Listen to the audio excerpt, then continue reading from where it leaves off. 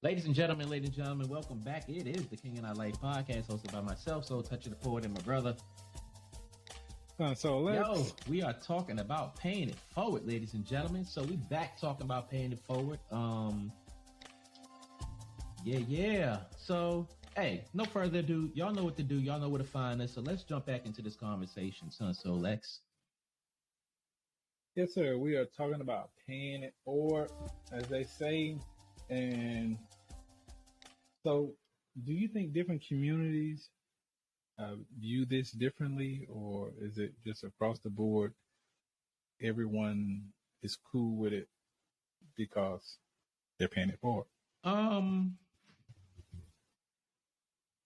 gonna honestly say it's a mixture of viewing it from different communities, and I'm gonna also say it's a thing of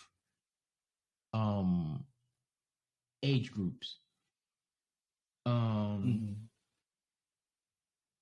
I say that because no, wait. It's communities, age groups, and financial status, so to speak. And I say that because when paying it forward became a thing, like a thing, because let's keep in mind, people have been doing kind gestures like this for a while. When paying it forward became a titled action, I think it was not so prevalent in our communities. Because like I said, when I first heard the term pay it forward, I was like, what is this nonsense? Like, I ain't doing that. Because I was like, and here's the ironic thing about it. Us, our kind, look at the other kind and be like, they ain't ever did nothing for me. And it's this whole racial thing about it. The whole racial construct about it. And it's like, I ain't doing this because, the white man is the white man, that blah, blah, blah. But it's like, when you take yourself out of that mindset, you look at your age group, you look at your maturity, you look at your financial status or whatever the case may be, you're more likely to look at that as a kind gesture. And I think those kind gestures have declined to a degree and also come forward and increased. But I don't think that the millennial group, well, not the millennial group, because that's a different group from our group. I think if there is a period between our group and the millennials, that group was less likely to pay it forward. And I think as time has gone on, as we all like really take a look deep inside of ourselves and we really look at the climate just in our country, I think a lot of us overlook the overwhelming BS and be like, you know what? Let me pay it forward because it ain't this person. This person ain't got nothing to do with nothing. So, I mean, that's how I look at it. Yeah, could agree with that. The way I see it is this, right? When it comes down to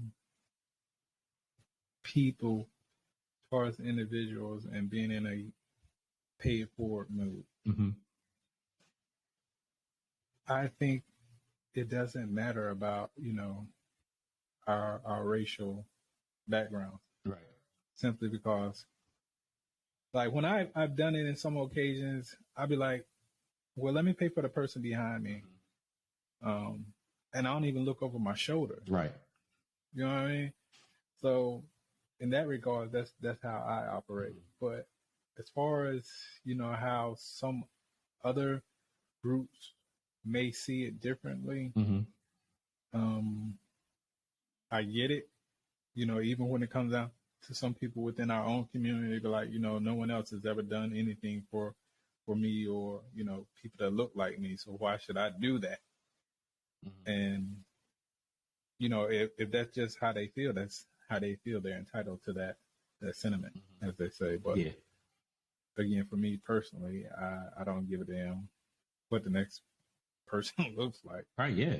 It's all about, again, paying it forward, and whatever happens to it after that is none of my concerns. Yeah. The ironic thing about paying it forward when you talk about different communities,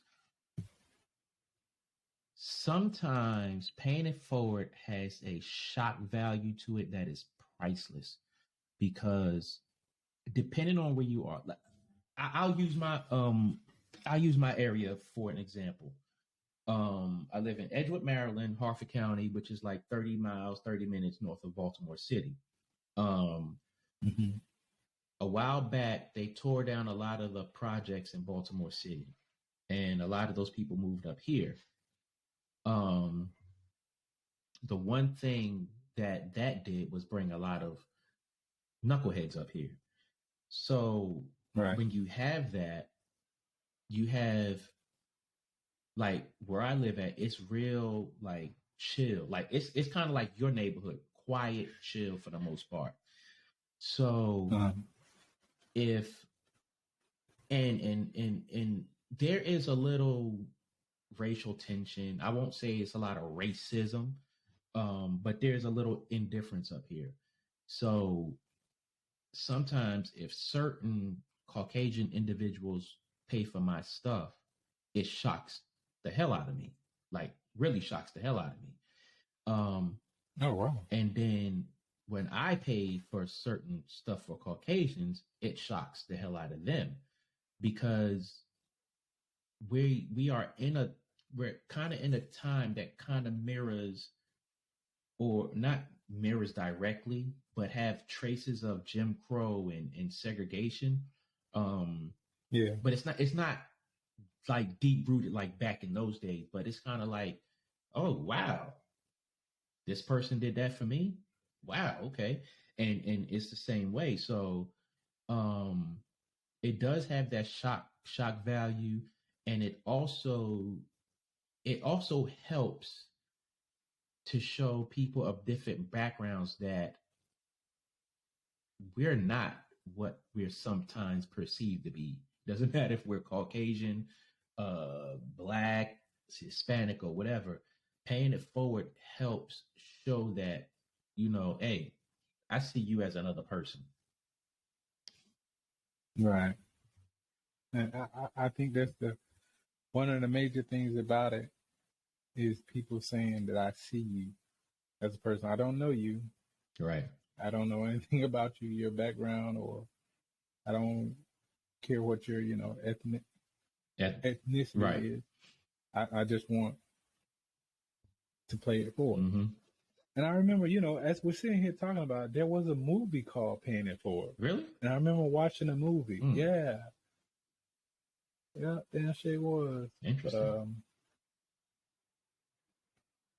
But, I don't know. I just think that it's a great thing when people can just put on their blindness to a certain extent. Yeah, it's a lovely thing.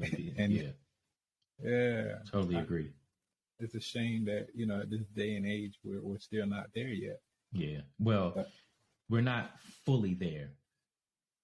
Right. It's I agree with you. It's sad that we're not there yet. There's pockets here and there, but for it just needs to be there. True that.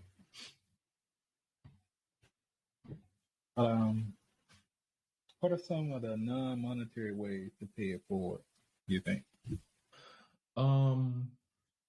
Non-monetary ways to pay it forward, I would have to say just doing kind gestures, like helping somebody with their bags to their car, or helping somebody, you see a person struggling with their child, helping them out if you can. The one thing that is non-monetary that I would would not mind to do, but I'm hesitant to do because of safety hazards, is when I see somebody on the side of the highway having car trouble. I would love to help out, especially if it's, an elderly person or a female that's, having trouble. But for safety reasons, I just don't do it because sometimes it's sometimes on the side of the road it's just not safe.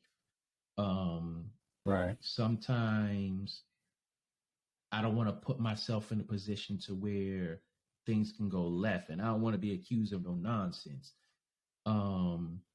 Sometimes you don't know what a situation is, and you don't want to put yourself in a dangerous situation to where this person, you don't know what that person is doing or whatever the case may be, but you don't want to put yourself in a difficult situation. So, I mean, it's stuff like that, but it's stuff like that I would love to feel more comfortable doing, because, some people just are not mechanically inclined like that. They, when it comes to a vehicle, it's get in, gas, and go.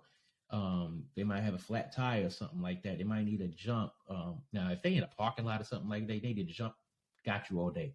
But I mean, stuff like that. A lot of other non-monetary things is, like if you see somebody, elderly woman or whatever, taking out trash, grab their trash for them. Stuff like that. Oh, definitely. I feel you on the whole, side of the road thing. And like, again, being here from the South, I used to do that a lot. I would partake in, if I saw someone stuck beside the road, I would pull over and see if I could help them. But